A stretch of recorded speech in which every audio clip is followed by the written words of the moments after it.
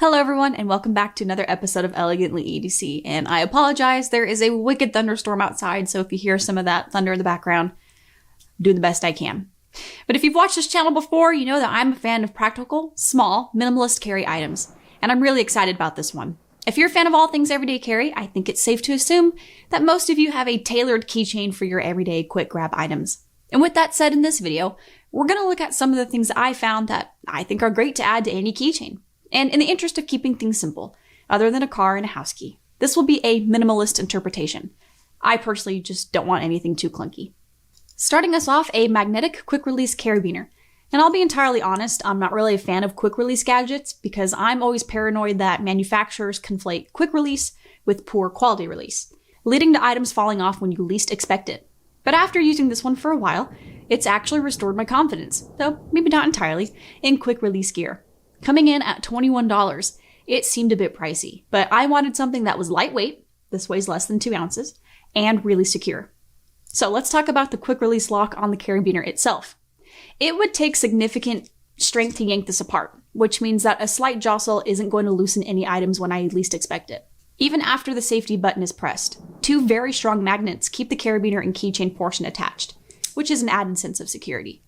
And to my shock, you get 2 forms of security while still retaining the 360-degree rotation, which is a great example of forward-thinking engineering. The carabiner portion here is very straightforward. There's no lock for this. Simply press, attach what you want, and release. This snap O-ring came with the carabiner and magnet when I bought it, so I didn't have to rely on a dinky manufacturer one or even buy a separate one. The snap ring and the carabiner are both made with aluminum alloy, making them very strong and reliable. And on that note, this one might be a little bit overkill for someone who only intends to carry car keys, a house key, and maybe one other item on their keychain. But for those who keep heavy-duty things, or perhaps just like me want that extra peace of mind, this little gadget is great. Next on the list, and in a pack of 2 for $14, this is the GEARAID Ni Glo gear marker. And this light ensures that I can find my keys even when they're buried in the bottom of an EDC bag or purse. The strontium oxide center is housed in a hard plastic case and is lightweight, weighing in at just 0.3 ounces. Measuring 2 inches long, it comes with a metal keyring, a plastic clip, and a plastic joint, making these very versatile. Again, the lighting element is a phosphorescent strontium oxide, which does require exposure to a light source to charge it, and therefore is largely considered inferior to glow-in-the-dark gear made with tritium, which produces its luminescence, or more specifically, radioluminescence, from alpha particle radioactive decay, and emits a pale glow for 10 to 20 years, even if never exposed to a light source. But items made with tritium are significantly more expensive than strontium oxide. So, in order to charge the more affordable than tritium GEARAID Ni Glo marker, it needs to be exposed to light, either from the sun or an artificial light. I have found that the sun does a much better job of charging it. The intensity and length of time the Ni Glo light produces is determined by the quality and length of exposure the Ni Glo gets before use, with a maximum reported glow of about 10 hours. Basically, a good amount of time in bright sunlight means a good amount of glow later, although it's not exactly a 1-to-1 ratio, as GearAID claims it only needs 10 minutes of exposure before use. I do actually find value in glow-in-the-dark attachments for my keys because of where I keep them, more often than not in an EDC bag.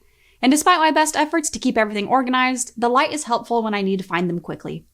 For those who clip their keys onto a belt loop, this light may not be a necessity for you. But this light and all of its attachments make it great for pull zippers, dog collars, fishing gear, or anything else that you would want to add a bit of illumination to. I have friends who use these for astrophotography when they need to find their camera controls without wrecking their night vision.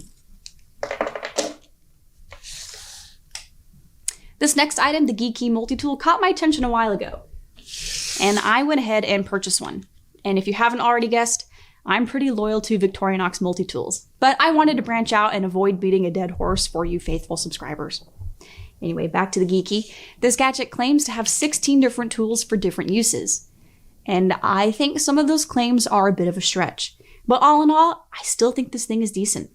At first glance, this looks a little bit stout, but surprisingly, it only weighs 0.77 ounces, so it won't add a lot of weight to your keychain. Marketed for $23 and supposedly TSA safe, although TSA rather notoriously takes its TSA-friendly stuff away anyway, like my last Victorinox jet setter. So, test that theory at your own risk. It may be a good fit for handymen, outdoorsmen, or just those looking to improve their lives one gadget at a time, like me. Some of the more celebrated tools include an imperial/metric closed wrench, a bottle opener, a serrated edge, a screwdriver tip, a ruler, and a file, and I kid you not, a pipe. Now, I don't smoke, but for those of you who appreciate a good tobacco, I highly doubt you would want to stick this anywhere near your mouth. But hey, you have the option to smoke your multi-tool if you need to. Some of the other functions that I think are a little bit of a stretch, aside from the pipe, are the wire bender, the wire stripper, and the open wrench, simply because you just can't get enough torque on an arm this short. But maybe more experienced viewers out there can correct me if I'm wrong. I just don't think there's enough leverage provided by these tools. So, the GeeKey made this list because, on the whole, I still think this multi-tool is useful, if only marginally so. It's lightweight and cheaper than a Swiss Army knife or a Leatherman tool. I think this would be fine for a beginner in the EDC world, or even a fun gift for someone you know. And for more seasoned veterans of all things EDC, I think this might be good for those looking to revamp their gear with something small and minimalistic. Okay, and since we're talking keychains, I've got to mention the Orbitkey Key Organizer. This organizer holds between 2 to 7 keys in a practical, simple-to-use mechanism, keeping your keys from jingling, and far more importantly, it allows you to carry your keys in a pocket comfortably. Additionally, it keeps your keys neatly organized and holds them all together, preventing your keys from coming into contact with and scratching other things in your bag or purse like a cell phone.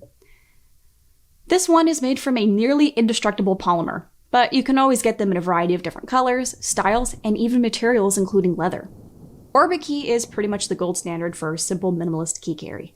And I know every EDC channel on the planet has done a review of this thing, so if you haven't already, maybe consider buying one. And all of these tools make great additions or replacements for your everyday carry keychains. Again, I tend to lean towards less is more. And that said, I'd love to hear how you would use these, or even if you would use these. And please, if you have any recommendations on gear that I didn't mention, I would love to hear about it in the comments.